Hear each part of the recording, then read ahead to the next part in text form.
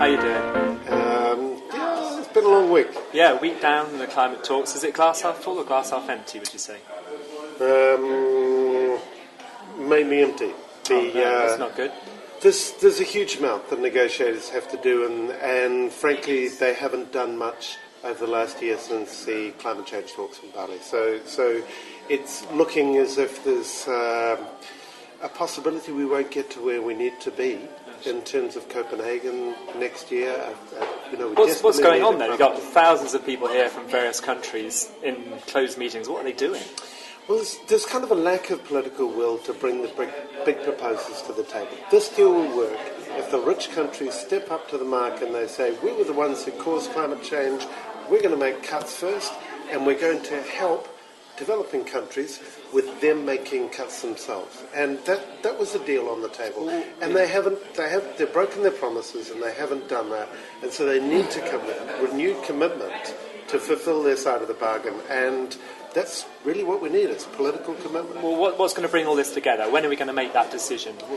Well, Tuesday, Wednesday, they're still negotiating. Then on Thursday and Friday, the ministers arrive. And this is a key point, because that's the political input you need in order to set the framework within which then the negotiators can go off and do all the details. But you actually need the big political framework in place, and that's what we're looking for in the coming weeks. So the ministers are like the cavalry coming in with the power. They can make the decisions, and then at the end of next week we'll know whether it's a positive or not such a positive. Well, and we've got to remember that this is not just any old conference. We can have a financial crisis, and at the end of the day, a lot of people are hurt, but we survive. If we have a climate crisis and we don't deal with it, then nobody survives. Who's letting the side down at the moment? Who are the good guys and who are the bad guys? Well, the bad guys are obviously the United States has been dragging its feet. Everyone's waiting to see what President-elect Obama will do. Canada, Japan are dragging their feet terribly. Right. Australia's not, looking like they're not going to do well.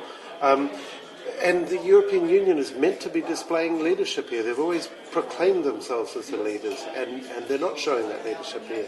And it's really disappointing. And so that's the reason that we're not actually getting the kind of framework that we need. Okay. And what have your highlights from the first week been, and what are your hopes for the second week, Baron? Highlights from the first week, there were two. One was the Japanese trade negotiator who said his action on lifestyle changes was to cut down from 7 baths a day to 3 baths a day.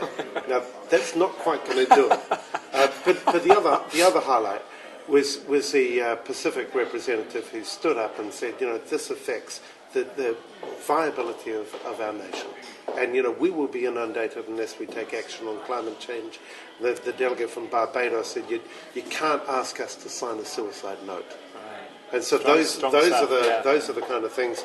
Hopes for next week is hopes that the ministers who come here will come with the political mandate and the political commitment to make a difference. And I actually think that we're going to need the public worldwide to mount a massive campaign effort, and that's where a lot of our thinking is going for the next year.